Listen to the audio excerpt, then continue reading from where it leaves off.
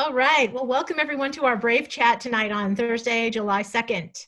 I'm Catherine Esslinger, and I am a candidate for the United Utah Party. I'm going to introduce some of our other candidates first, though, because we're going in numerical order. So the first candidate I'm going to introduce is Kate Walters, and Kate is our candidate for Utah House District 56.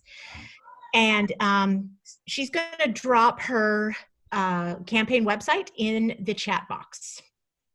Our second candidate is me. I'm Catherine Esslinger, candidate for House District 59. And then Christine Heath is not here, but she has helped us prepare for this conversation. And she's candidate for House District 60.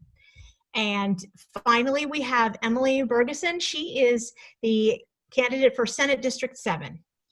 All right. So today we're talking about the state's COVID-19 response. And I know that we all have a little bit of COVID-19 fatigue, don't we? So we're going to try to have a little fun as much as we can. So I'm calling on your every humorous tendency you have to just come on out in this. So this is a really important conversation for so many aspects of our lives. And there are some principles that we can learn from the state's response, and there are also a lot of questions that we can use to evaluate future responses to crises like this.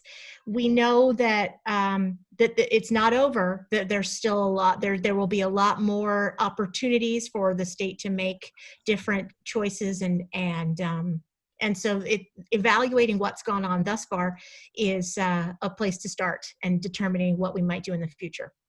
So one issue that we've noticed is that the messaging has been confusing for everyone across the country. It's been confusing. So one of the things that's been confusing is the directive or the messaging about masks.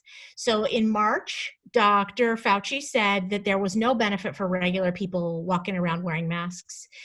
However, we have gotten more information, and now much of the public health advice is that individuals without symptoms should be wearing masks when they go out in public and can't social distance. And that a lot of people find it really troubling that it's confusing. Well, you told me one thing and now you tell me another. So I think we can see that trust in many of our institutions is very low, and trust in the government is low. And so that's a major concern when it comes to guidance from the government. Another place that we've had some confusion is, for a long time, the message in Utah was stay safe, stay home. But then we had protests, weeks and weeks of protests, and we continue to, where people have felt compelled to protest for racial equality, and that is a very valid pull for people to have. I recognize it myself. Is it safe for me to go out and protest if I wear a mask and I try to stay out away from a 6 feet radius from most people, and it's outdoors, or about something I believe in, or is it not? Is it dangerous? And so this is really confusing too, and troubling. And so I think we're going to see throughout the time of this crisis, we're going to see a tension between responsibilities as individual and rights as individuals, and then responsibilities to the state, to our communities, and that can be a tension that can be uncomfortable, and it may, many of us may fall in different places on that, in that tension. Emily, Kate, do you have any feelings about these two areas where messaging has been kind of confusing and tension? There's been tension. Absolutely. I think if you ever get on Facebook any day of the week, you will find all of the friends that are really pro wearing your masks, and others that say, no, this is not important. It's an infringement on my rights. And both groups of people really are passionate about their beliefs. Some, I'm sure, are pretty indifferent, but if they're indifferent, they're not going to really speak up. But absolutely we see it. And the hardest part is when we see them shaming one another, where they don't choose to do any perspective taking. They just say, I'm right and you're wrong. And I don't think we have any room for growth if we can't like engage in civil dialogue. Like what we're trying to do tonight is, we're not saying anybody's right, but we're trying to explore reasons for why people are thinking the way they're thinking. Yeah, and like, so Catherine, you were mentioning something like information. Information is so important as far as driving our decisions, and especially helping either, government make a decision that would impact everybody, or a personal decision that we might make for our families and for ourselves. And I think that it's really difficult because there's a lot of pressure on those who are supplying the information to make sure it's accurate, to make sure that it's been vetted and checked. And I think in the environment that we're in right now, where almost everything is turned political, it just makes that really difficult, because if there is someone who has great medical information and they come in and it's against kind of whatever side we've taken. So if there is a person who says, you know what, we don't need to wear masks, and here's the reasons why. It's really hard for us to listen to it when we've already kind of decided, well, but this is, we have our information and you have your information and they can't mix. But what's really cool, I think, is having learned how to be a better person involved in this civil dialogue, and be more civically involved, you realize how much is impacted by all of these things, and that by listening to each other, you get better information. And you can always go back and check, okay, what was the source of that information, of whatever that person said. You don't have to swallow it whole, just like they're not going to swallow whole whatever you are offering to them. But we can still talk, and we can still listen and let people have an opportunity to say it before we shut them down. Yeah. And I think also learning to recognize that we are all changing, potentially, that we can change our views and other people can change their views.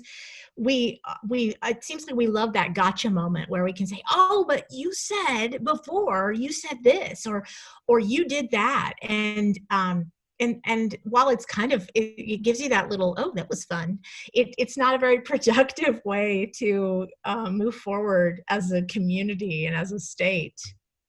And adding to that, just like we're all learning and growing, so are the medical professionals that are spending their waking moments thinking about this all day, their professional lives. Every day they're trying, like Dr. Fauci and a lot of other of the medical professionals, they're saying this is unprecedented. We've never dealt with anything like this in our lives. And for us to think, well, the experts need to know everything about it and not give them any room to be human and to learn and to grow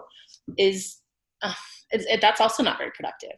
We have to give our medical professionals an opportunity to learn and share what they're learning with us as they're learning. Because like you said, Dr. Fauci said back in March, masks aren't going to do any good. And then the research that they put into it says, oh yeah, I think that'll be helpful. So yeah, being open-minded and humanizing people, I think would make a world of difference in this whole conversation that we're having. I think it's also so useful to remember that that this disease has really only been known to us for about 6 months. We're getting up to 7 months now, which is in the timeline of disease is just like a microsecond, right? In understanding a disease. And I'm older than you other candidates. So when I remember being in grade school and receiving a lot of education about preventing AIDS. Mm-hmm. This was in the early 80s. I was a child, and that was there was great concern about, well, how is it transmitted, and our preteen children at great risk and things like that, and because we just didn't understand this disease very well. And that was even after, it had been discovered and it had been affecting people for a few years at that point. And I remember getting in trouble in 5th grade because I was slightly disruptive during one of these presentations. I was probably bored or something, and I poked a neighbor or something. And my teacher was so, this information was so upsetting to him, I'm sure, that he just was Catherine, your behavior is unacceptable, which I mean, I almost never got treated, you know, I was never disciplined in that way because I was a little angelic 10-year-old, but it was of such amazing concern to people during that time, kind of like we are just in this period of uncertainty, and we don't know what's going on. So, you know, these feelings of sometimes anger, frustration. I think that's sort of a normal response to a crisis of unknown Sure. dimensions. So let's talk a little bit about how the state has responded and some of the elements that have been in the state's response. So Utah has been really proactive in a lot of the things that it has done. So we had Test Utah. Many of the tech companies from Silicon Slopes jumped in and wanted to make a difference in testing and use a lot of their cloud and their skills to be able to extend testing to more people. However, this was a no bid contract. It began as a philanthropic effort, but then the costs of Test Utah and, you know, the materials and the personnel that they needed to hire to be able to give medical tests, it quickly became very expensive for them, and they received this no bid contract through the state.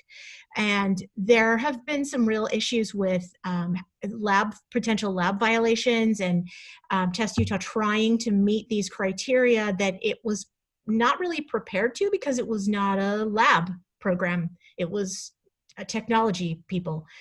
So I think one of the messages that I take away from Test Utah is that no bid contracts, although they are quick in a period of crisis, they are not, we don't always get the best results from a no bid contract. Do you have any thoughts? Yeah, can I interject here? So just for a lot of the laymen like me that originally had to kind of look up and get used to this terminology. So like a no bid contract would mean the state is saying we need someone to do this, or sometimes a person might come and say we want to do this, but you all, like normally you then offer to other people to submit a bid of how much it would cost and how they would accomplish whatever it is that you're looking for. And so the great thing about being able to have multiple bids, because if you don't have any bids at all, you only have one person and they get the contract.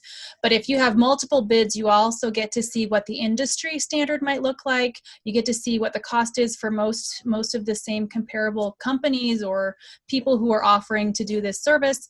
And there's a lot of advantages, which is why usually at the government level of any level, we'll almost always bid something before making a decision on something. Yeah. Thank you for that clarification. Yes. I just had a conversation with a cousin of mine today, and he was saying in his industry, there are usually three things that consumers want, or people who they want to have it either effective, they want to have it low cost, or they want it fast. And he says in those, you can have two of the three. You can't have all three ever. And so I think right then with Test Utah, they were trying to do all three right away. And understandably so, because we were kind of on a timetable where we wanted to rush in and save the economy and rush in and save all of these people who were at risk. But when that happens, I think disaster is just bound to happen with it. Yeah. Now, the bid process can be time consuming, and I can see how there are arguments to be made for going with something quickly. But there's also, of course, when people's health is at risk, and maybe the time frame for bids could be shortened. There are some other ways that these no bid contracts can be handled. That we could do a shortened bidding process. All right. So a similar situation with a no bid contract was with the contract tracing app that a technology company offered to create for the state, and there have been lots of taxpayer dollars that have been spent to make this app that you could download on your phone that would let you know if you had been within 6 feet of a person who tested positive